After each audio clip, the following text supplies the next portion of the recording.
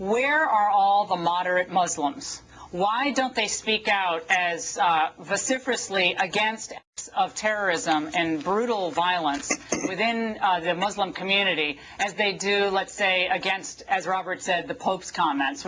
Yeah, but Laura, the reality is that the moderate Muslims are standing up. They are jumping up and down screaming against terrorism. They are in mosques. They are in community centers. We need to hear them outside of mosques. And you're absolutely right. We do need to hear them. And the fact is that the media needs to search out those voices rather than claiming that, as Robert Spencer does, that any so-called moderate, the only good moderate or the only good Muslim is a former Muslim.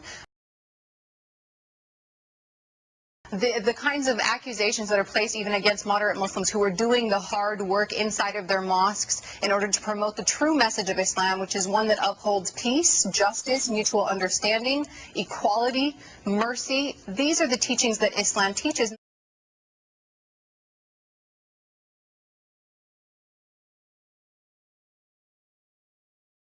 You don't often hear Muslims in the United States condemning, again, vociferously, loudly on television, on radio, what's happening in Saudi Arabia. If we paid more attention to the authentic discourse that is taking place every day within the mainstream American Muslim community, you would see that. But instead, when we turn our cameras towards those people who are jumping up and down in the streets, of course we're not going to hear them. If a tree falls in the forest and no one's there to see it, you know, right. It's the age-old thing. But Edina, you are a moderate Muslim voice, and you are speaking out, and I applaud that. I think it's amazing. I try to showcase as many Muslims speaking out against this on my own show as I can find, and believe me, sometimes it's hard to find them, but I do find them. One thing that Muhammad himself taught that unbelievers should be offered conversion or subjugation or war. Those are the only choices. That is false. That is absolutely false. Well, unfortunately, it's true. Understanding and inclusion. No, and you have to look at the Quran. I am reading the Quran, Robert. Chapter 9, verse 29. Chapter 9, verse 29. The solution to this problem seems to be to drive all Muslims into the ocean. Well, that's certainly not. I've never said anything like that.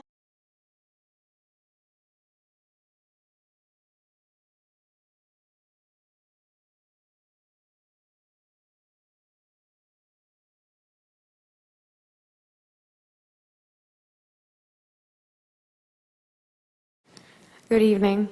I just wanted to say thank you for coming to campus tonight and presenting your point of view. It's always valuable to have two sets of views going on at the same time. Very useful.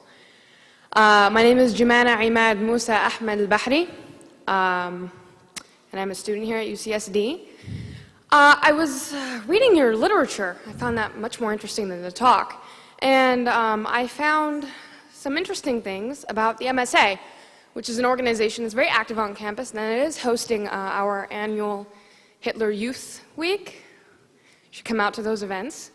If you could clarify the connection between the MSA and jihad terrorist networks, because last I checked, we had to do our own fundraising, and we never get help from anyone. So if you could clarify the connection between UCSD's MSA, or if you don't have such information, if you could connect other MSAs on UCs, because the connection wasn't too clear in the pamphlet. Just if you could clarify. Okay. Will you condemn Hamas here and now? I'm sorry, what? Will you condemn Hamas? Would I condemn Hamas? As a terrorist genocidal organization? Are you asking me to put myself on a cross? So you won't. I actually have had this experience many times. You didn't read the pamphlet because the pamphlet is chapter and verse.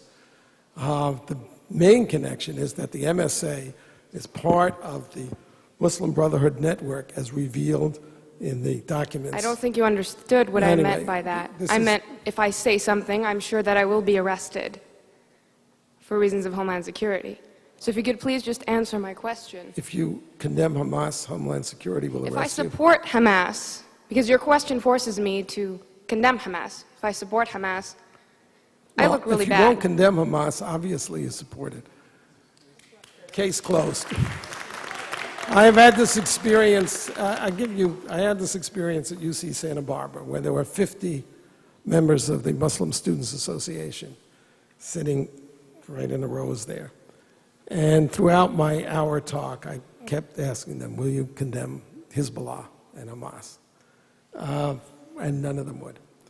And then when the question period came, the president of the Muslim Students Association was the first person to ask questions.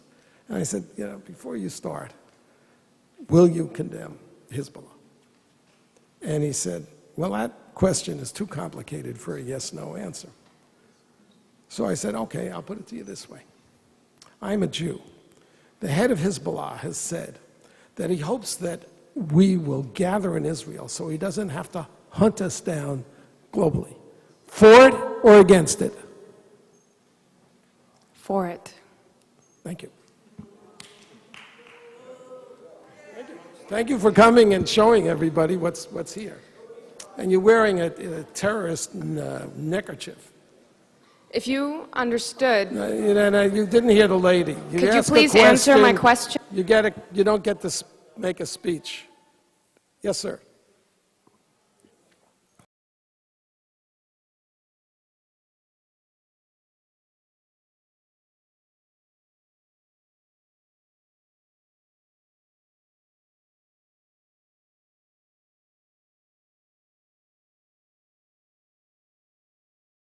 The Pew Research Center reports on a new poll that as many as 1 in 4 young American Muslims condone suicide bombings against civilians.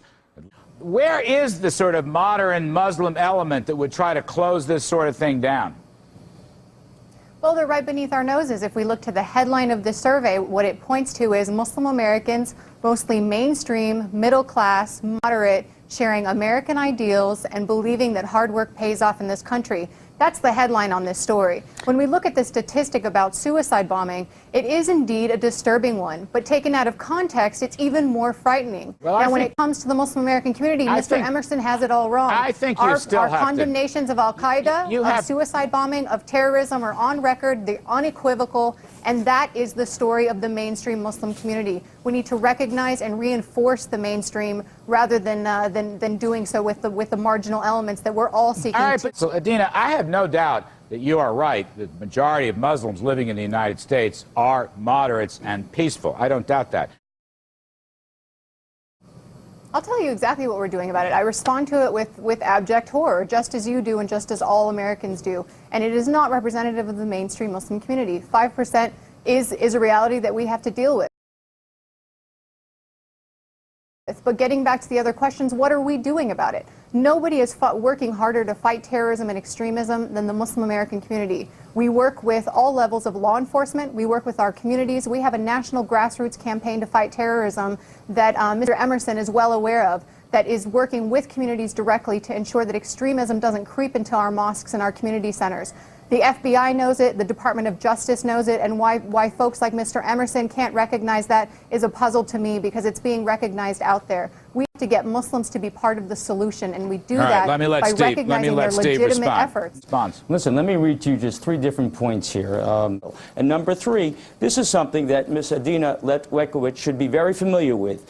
When we hear someone refer to the great Mujahid, Osama bin Laden, as a terrorist, we should defend our brother and refer to him as a freedom fighter, someone who has forsaken wealth and power to fight in Allah's cause and speak out against oppressors. This statement was made after the '98 bombing, and this was made in Al Talib magazine. Absurd. And that was Edina's, she was editor of the Al Talib magazine when the statement was made. No, I was not. These are lies. That's not a lie. You were these are absolute mischaracterizations. No, you were managing editor of the newspaper. Your research is sloppy. Your research were you not is a sloppy. managing editor of the newspaper? No, I was not. You were not? For your research? You were not on the byline as a managing editor? For your research to point out and to conduct this kind of character assassination is quite ridiculous. Edina, were you a managing editor? What we are talking about here... Edina, were you a managing editor of Al Talib magazine? I was a student at UCLA, and I was the editor of the Daily Bruin. All right, we're going to have to leave it. We're going to have to leave it there.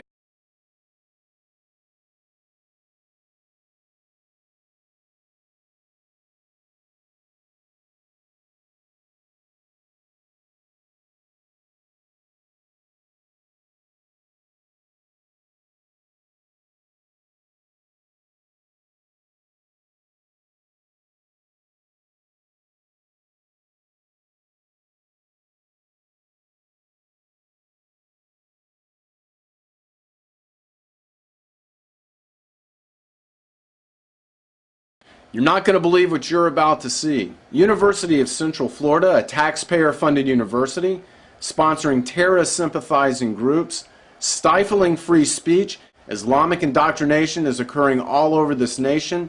Here is just one example. My question is a legal one, and I bring it up, and I have a copy. I know that that Mr. Badawi sits on the Fiqh Council of North America, and we've heard a lot here today about different laws, things in the Quran, not in the Quran. The Reliance was translated in 1991. It is accepted by the Fiqh Council of Jeddah and the Fiqh Council of North America, as well as Al-Azhar University, the Grand Mufti of Syria, Jordan, Egypt, and it's accepted by all 4 schools of Sunni Islamic law and both of Shia. It talks about in the Book of Justice about stoning, Book O12:2. It talks about the killing of apostates. It talks about the killing of those who leave the apostates that leave the religion and non-Muslims. This is accepted authoritative Islamic law, and if it is authoritative Islamic law, you sit on the council that has a stamp of approval inside it. The Fiqh Council of North America has approved this book. Will you either deny Islamic law or will you denounce Islamic law? One of the two, please. Neither. First of all, aside from the Quran and Sunnah, there is a whole range of interpretation. Just sit and relax. There are many verses in the Quran that affirm freedom of belief. Yes, sir, I'm listening. Several, not one. Some of them have been mentioned already. There are 3 or 4 versions in Sahih Muslim and also in Bukhari. In Bukhari. But sir, if you're going to be deceptive, you're going to answer honestly. This book has scholarly consensus or ijma. It does, excuse me, has scholarly consensus, sir. This book does step out of the room. Step out of the room, please. Step out of the room. Thank you. I just want to say that that was unfortunate. I don't think that person needed to be taken. Yeah, I don't think that person needed to be taken from the room. We should be able to have discourse, hopefully not heated, but open discourse. Like this is what the point of a day like this is supposed to be about. So I hope that we get a further opportunity to talk to that person. I just like to make a quick comment. Okay, here. I just want to make a quick comment. If you disagree, I think what we just saw here recently actually is very apropos to the whole discourse we've been having. And if you disagree, if somehow you object or you have a strong and valid point, you end up being drugged out. Well, we explained the rules of engagement. I'm not talking to you, sir. I'm talking to the panel. Well, see, this is exactly, once again, I was being very calm, very polite, and he's trying to shut me down. I'm not trying. I'm just explaining the rules to you, sir. I'm just saying I think this is a prime example. Not only were my First Amendment rights violated, but what you just witnessed was not a dialogue, but a monologue and Islamic propaganda. The mantra of the event was the bashing of Christianity and the promotion of Islamophobia. The Islamic groups and UCF worked together to control any questions that were critical of Islam. Others in attendance were also cut off, silenced, in order to leave. Our university should be a place of open, honest dialogue and education, not indoctrination.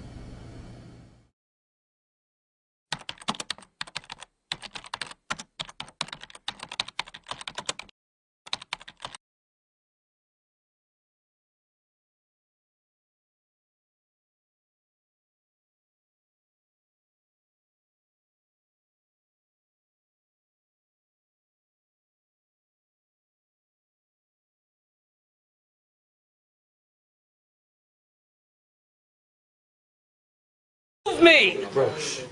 Remove me! You're embarrassing yourself. I can embarrass myself all I want. I will stand here and I will heckle. My only purpose today is that this event is shut down. My only purpose today is that this event is shut down. You have turned Palestine into a land of prostitutes, rapists, and child molesters. Come on, here's my faculty ID. So if I show it to you and... I'm going to take you before the faculty senate for disrupting the you know what? Wait. That's harassment. That's not the harassment. It's for you to be able to disrupt this. They might leave, but I will stand here and I will heckle you until you leave. What are you doing? Yeah? Yes, you have to do this, and you're still doing it. And we're really go ahead. You know what? I want a better stay and listen. Stay and sounds great. How many women have you raped? How many children have you raped? My God, this is so cool. You are a child molester.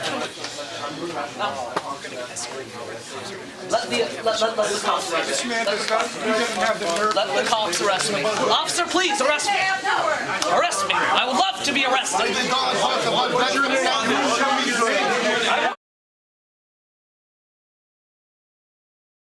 Edina, you were here with us recently. We're so glad to have you back. It was interesting. We listened to some sound from someone from the Council on American Islamic Relations talking about the fact, while this is good news, in the Muslim faith, it is not part of their faith, your faith, to dance on the grave of anyone, even a mass murderer like Osama bin Laden. Yeah, that's certainly true. But, you know, on a day like this, let me just say that it would be dishonest to say that I'm anything less than filled with a huge sense of relief and a huge sense of gratitude. I think that President Obama and the National Security Team and the Navy SEALs, by eliminating Osama bin Laden, have done a victory for America and a victory for Muslims worldwide, frankly, because bin Laden and Al-Qaeda have represented a perverted vision of our faith. They have been more of a disgrace to our faith than any other single factor out there, and the reality of what Muslims worldwide want is being reflected in the Arab Spring today. We did hear the response from Hamas in Gaza, where they're almost making bin Laden into a martyr. Do you think there is a significant group of Muslims around the world who will believe that he is a martyr? Hamas is an isolated minority, and we shouldn't look at it as anything more than that. They are a pocket that exists, and I think that the violence that Hamas has been using is also on its way out. Edina Lekovic from the Muslim Public Affairs Council here in Los Angeles. We so appreciate when you lend your voice to our broadcast. Thanks so much for making time for us again today. It's my pleasure, anytime.